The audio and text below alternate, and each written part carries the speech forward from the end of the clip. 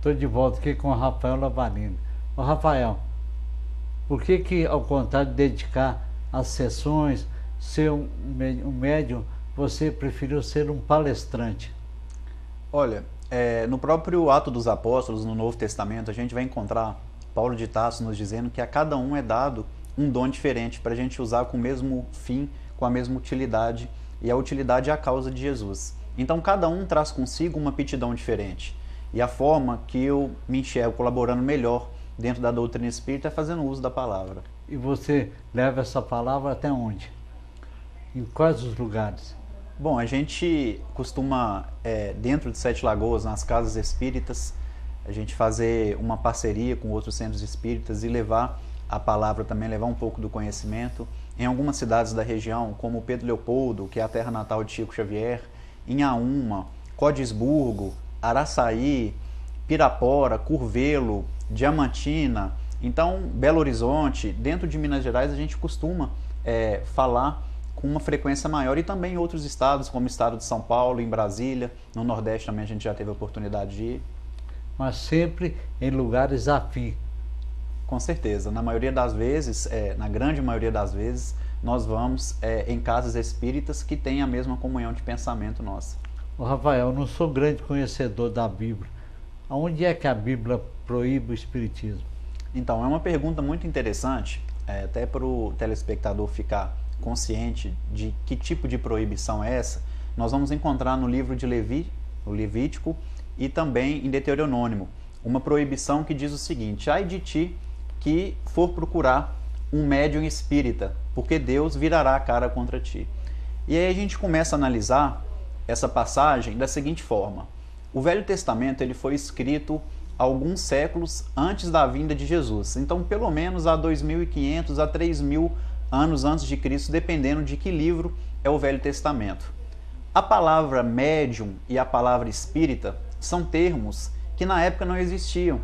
São termos usados por Allan Kardec em 18 de abril de 1857, 18 séculos depois da vinda do Cristo. Allan Kardec, ao codificar a doutrina espírita, ele então designa essas palavras de médium e de espírita, que não existia na época dos profetas, na época do Velho Testamento, onde está essa passagem.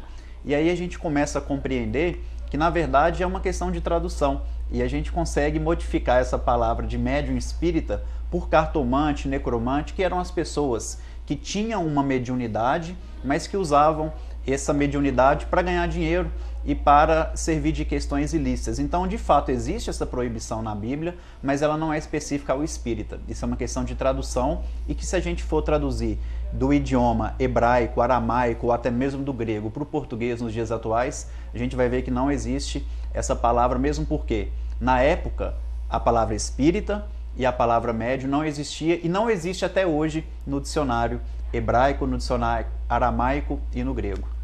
O povo tem necessidade de acreditar em alguma coisa. Existe muito charlatão no meio do espiritismo? Com certeza, da mesma forma que em todas as religiões tem aquelas pessoas que fazem mau uso, na doutrina espírita também tem.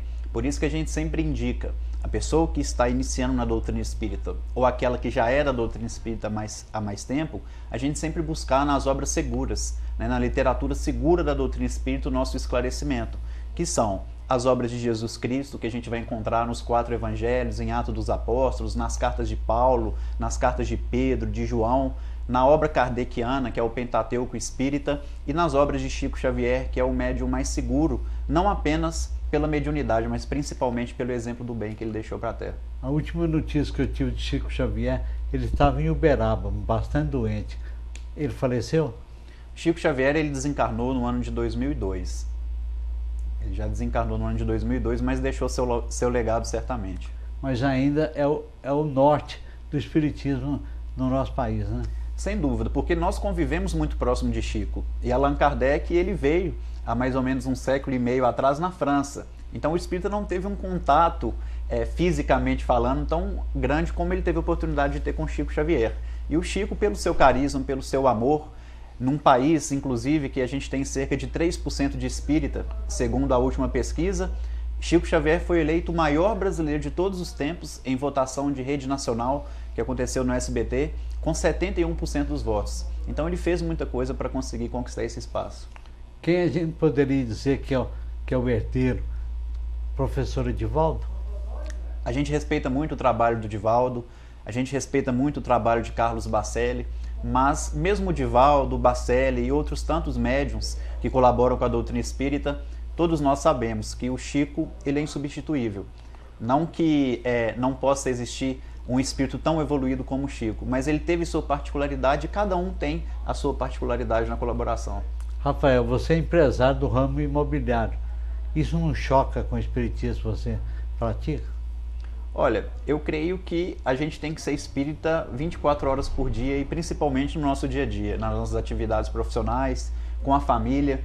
Então a gente tem que lutar mesmo contra o nosso orgulho, o nosso egoísmo diariamente, porque o verdadeiro espírita e o verdadeiro cristão, segundo Allan Kardec, é aquele que se esforça diariamente contra as suas más tendências, contra as suas más inclinações. E é no ambiente de trabalho, no ambiente familiar, que a gente vai encontrar realmente os nossos conflitos e aí a gente começar a colocar em prática o aprendizado.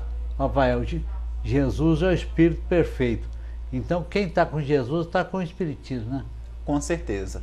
Eu repito a frase do Chico que Espiritismo é Jesus de novo no coração do povo. E a nossa maior referência, sem dúvida alguma, é Jesus Cristo. Então, para a gente compreender o Espiritismo, a gente tem que compreender a doutrina de Jesus. Eu já entrevistei todo tipo de tendência.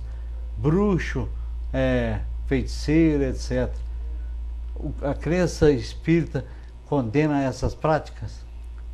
Olha, João, a gente não julga, a gente respeita o grau de adiantamento, de entendimento espiritual dentro de todas as religiões, não só os bruxos, mas os nossos irmãos católicos, os evangélicos.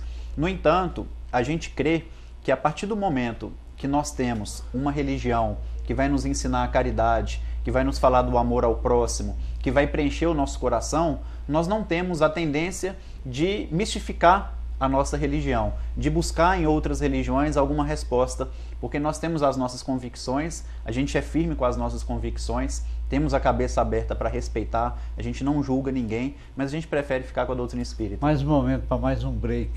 Telespectador, volto já.